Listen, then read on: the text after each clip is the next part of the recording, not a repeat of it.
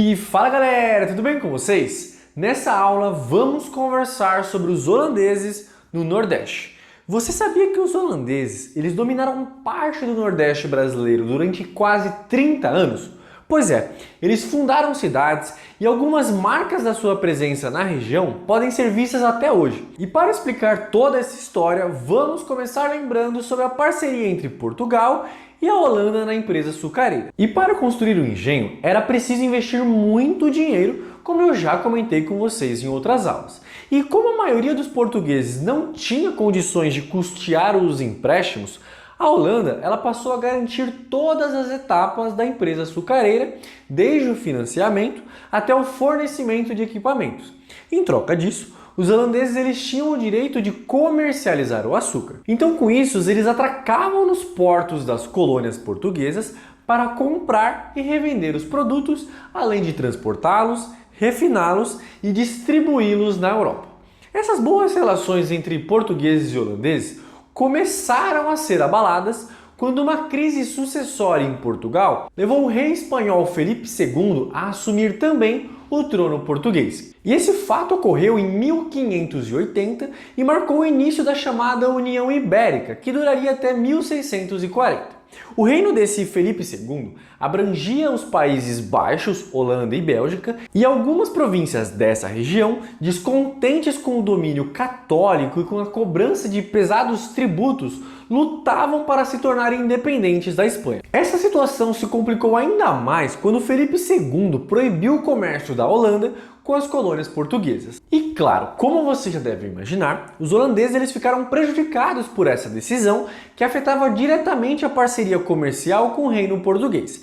Então, com isso, os holandeses eles invadiram e conquistaram importantes domínios ultramarinos espanhóis, em especial aqueles destinados ao tráfico negreiro na África e à produção de açúcar no Nordeste brasileiro. Então, ainda nesse contexto, houve a invasão holandesa no Nordeste, promovida pela Companhia das Índias Ocidentais, que tinha ali o controle do comércio na América e também na África. Então o primeiro grande ataque ocorreu em 1624, na Bahia, com o objetivo de tomar a cidade de Salvador, que era sede da administração ibérica aqui no Brasil.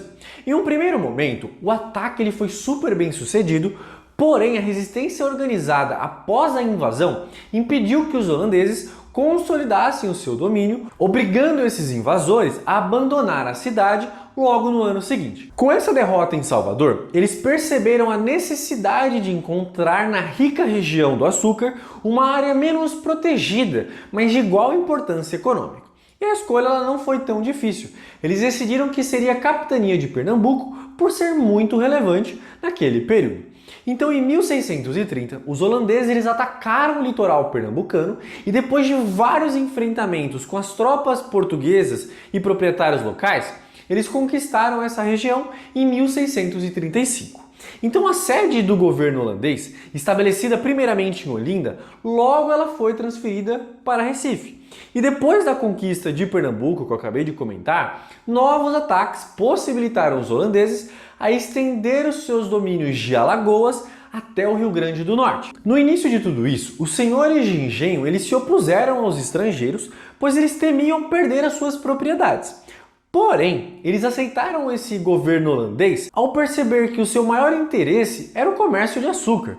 Então a cidade de Recife, que era a sede ali da administração holandesa, ganhou ares de cidade europeia. E então com isso, as ruas elas foram calçadas, praças, pontes, edifícios foram construídos e comitivas de intelectuais, cientistas e artistas foram trazidas ao Nordeste holandês para, por exemplo, catalogar, estudar e pintar a natureza e os grupos humanos do Brasil e torná-los conhecidos na Europa. Entre os pintores se destacam os Jacharias Wagner com as suas aquarelas de animais brasileiros, Albert Eichhout com as suas famosas pinturas de modelos vivos e Franz Pouch com as suas pinturas de paisagem. Além disso, tinha os mapas do cartógrafo George Mark Graf, que eram tão precisos que se temia que a divulgação do seu trabalho despertasse o interesse sobre o território e que acabasse acontecendo outras invasões. Então os holandeses eles promoveram uma série de mudanças na vida colonial do Nordeste brasileiro, com a introdução de novos costumes e uma política de tolerância religiosa e cultural. Neste momento, missionários calvinistas holandeses fizeram um intenso trabalho de conversão de indígenas à Igreja Reformada. E além disso, Maurício de Nassau, que era a principal autoridade holandesa no Nordeste entre 1637 e 1644, fez alianças e concedeu empréstimos aos fazendeiros com o objetivo de retomar rapidamente a produção de açúcar, que foi muito prejudicada pela guerra. E um ponto muito importante que eu preciso comentar com vocês é que com a aclamação de Dom João IV, Portugal recuperou a sua independência em 1640 em um movimento que ficou conhecido como Restauração, que pôs fim à União Ibérica, que eu já comentei, e saiu do domínio da Espanha. Porém, o reino português ele havia perdido territórios e se encontrava muito endividado, o que impedia que ele reconquistasse de forma imediata as suas colônias que foram tomadas pelos europeus.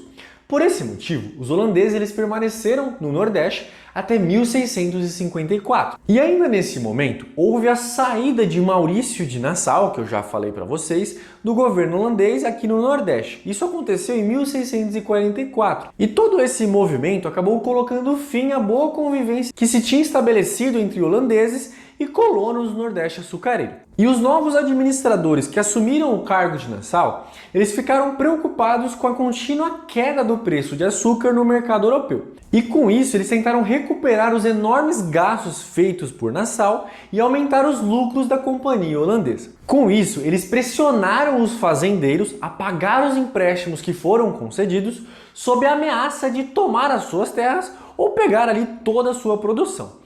Essa situação ela gerou uma certa frustração e gerou uma guerra entre colonos e os holandeses. Nesse momento, Portugal ele tinha um interesse em recuperar o controle da rica região açucareira do Nordeste, porém, a precária situação financeira e militar do reino lusitano de Portugal não permitiu ajudar os colonos a expulsar os holandeses. Então, a saída para os colonos, esses fazendeiros, foi formar milícias em várias partes do Nordeste. E nesse momento começaram os combates para expulsar os holandeses, e esses combates ficaram conhecidos como Insurreição Pernambucana.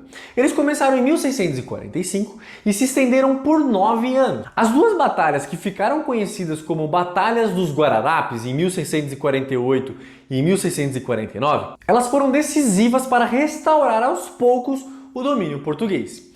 Então, em 1654, os holandeses eles assinaram a capitulação da Campina de Tarbodá e se retiraram definitivamente do território nordestino. Porém, a paz com os holandeses ela só foi assinada de fato em 1661. Então, essa foi a nossa aula sobre os holandeses do Nordeste. Eu espero que vocês tenham entendido e até a próxima aula.